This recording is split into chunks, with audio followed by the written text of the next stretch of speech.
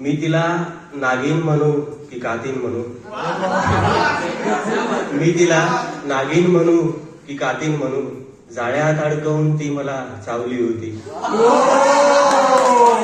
आणि कितीतरी अंधभक्त होते तिचे गल्लीत, कितीतरी अंधभक्त होते तिचे गल्लीत, कित्येकांना चोरून लपून ती पावली होती.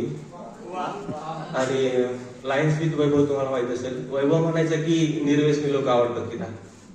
वैभव म्हणायचा की निर्व्यसनी लोक आवडतात तिला, पण भेटल्यावर कळालं तिने तर हातभट्टी लावली होती.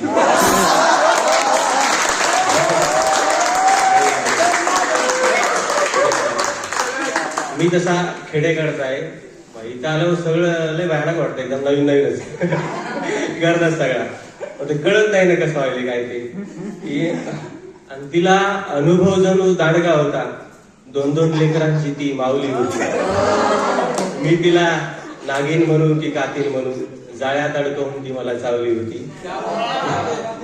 आणि फार चढली थोडी घेऊन बसलो आहे, मी काठावर होडी घेऊन बसलो आहे.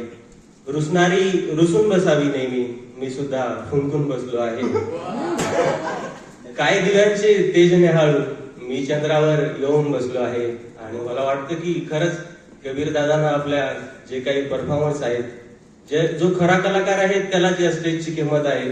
की कबीरदादाने आपल्यासाठी हे केले की काय दिव्यांचे तेज निहाळू, मी चंद्रावर येऊन बसलो आहे. आणि तुम्ही सगळे चांगले आहात.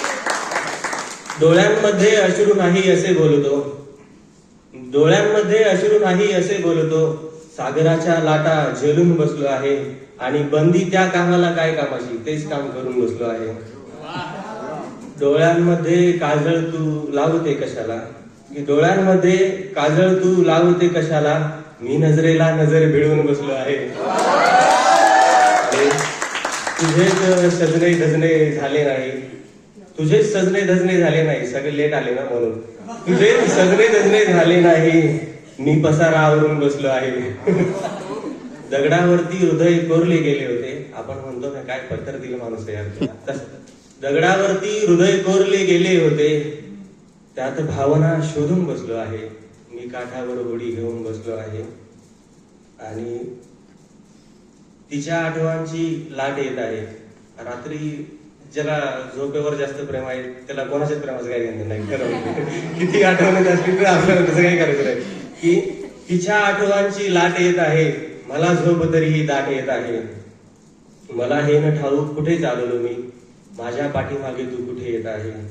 आणि नवे घाव दे तू गुलाबा मला रे उज्ज्वल, नवे घाव दे तू गुलाबा मला रे, जुनी जखम तर भरत येत आहे. आणि शेवट करतो तुम्ही बोर होण्याआधी की तिला रेंज नसते मी रिकामा असल्यावर, तिचा कॉल येतो मी कामात असल्यावर.